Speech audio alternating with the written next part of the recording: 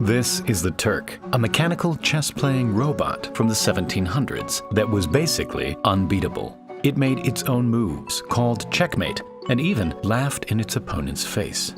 For almost 90 years, it toured the world, facing some of the best chess players and historical figures, and beating them all. Hundreds of articles were written trying to expose its secrets, but no one ever figured out how it worked, or if it was actually real or not. Amazingly, the real secret behind this mysterious machine remained unknown for almost 90 years and was almost lost completely when the Turk eventually perished in a fire. We modeled the entire thing to show you how this incredible machine worked and how it managed to trick the entire world for almost a century. The story begins in Vienna in 1769, where a special event was being held by the Empress of Austria. At the event, the audience were being treated to a show by a famous French magician who performed illusions using magnets. While the audience was blown away, one man was less than impressed: Hungarian inventor Wolfgang von Kempelen. He worked for the Empress and promised that he would come back next year with a much more impressive creation of his own. And so, over the next 6 months, in the secrecy of his own home, he constructed the Turk. Kempelen revealed his creation at the next event, and it was an absolute hit.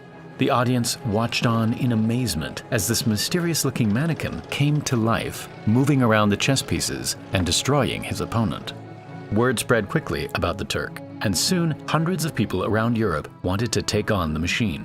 10 years went by, but the demand to see the Turk was higher than ever, and so Kempelen took the machine out on the road, starting its first European tour in 1783.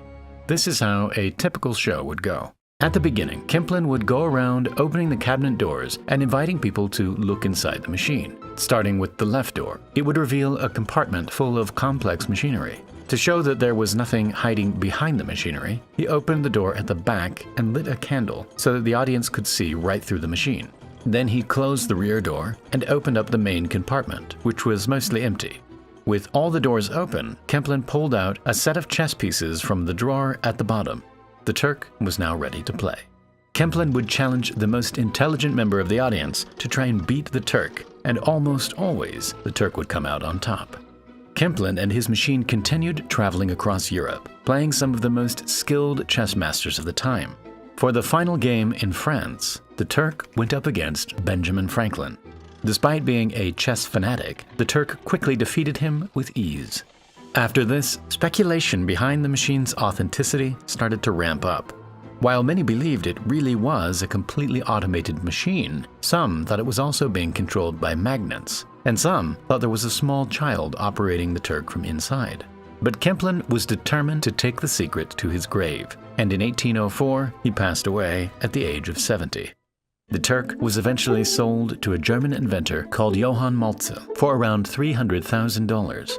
Over the course of several years, he figured out the Turk's secrets and took it back out on the road, this time finding even more success in America.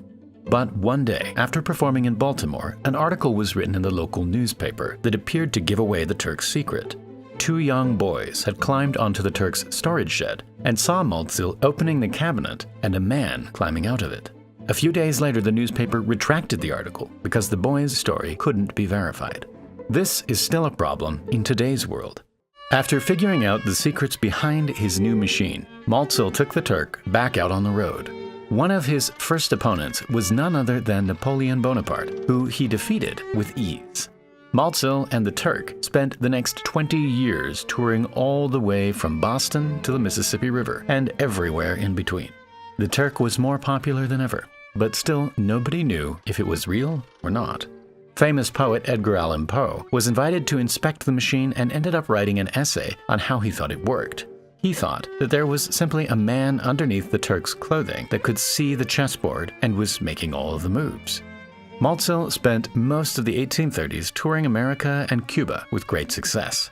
But while sailing back to the US, Malzel suddenly died at sea, and the Turk and all of its secrets were now just waiting to be uncovered once it arrived back. The machine eventually fell into the hands of Edgar Allan Poe's physician, who had always been interested in the machine. But by then, the Turk was 70 years old, and without a charismatic owner to put on the show, it was eventually donated to a museum in Philadelphia. It remained here for over a decade, until one day, a fire swept through and completely destroyed the Turk. It was no doubt one of the best-kept secrets in the world. It traveled everywhere, constantly under scrutiny from the world's brightest minds. And yet, even through multiple owners, it managed to take its secrets all the way to the end. It seemed like the secrets behind the Turk would remain unknown forever. But a year later, the son of the Turk's last owner published an article that would finally reveal the truth. These are the secrets behind the Turk. As it turned out, the Turk wasn't automated at all, and was in fact operated by a chess master hidden inside the machine at all times. The fake machinery and the bottom drawer didn't extend all the way to the back of the cabinet, and so there was space for the operator to sit with his legs stretched out under a fake floor. Before the left door was opened, the operator would slide forward on a movable chair into the main compartment, closing behind him a secret door. The presenter would then open the rear door and show the audience that there was nothing but machinery inside. As the presenter closed the rear door, the operator would slide back into his original position, closing another door behind him and in front of him. The presenter would then open up the front and rear doors to the main compartment to allow the audience to see inside.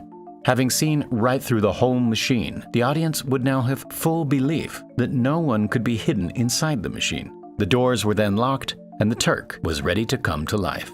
The operator would slide back into the main compartment and open a hidden door inside the Turk's body, revealing a candle, a chessboard, and a mechanical lever which would control the Turk's arm. The lever was in fact a clever pantograph mechanism, using strings that would mimic the exact movements of the Turk's arm.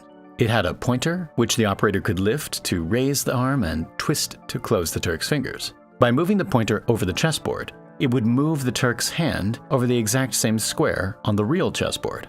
But how did the operator see the moves his opponent was making? Above the operator was a fake ceiling that could be taken down to reveal the bottom of the real chessboard.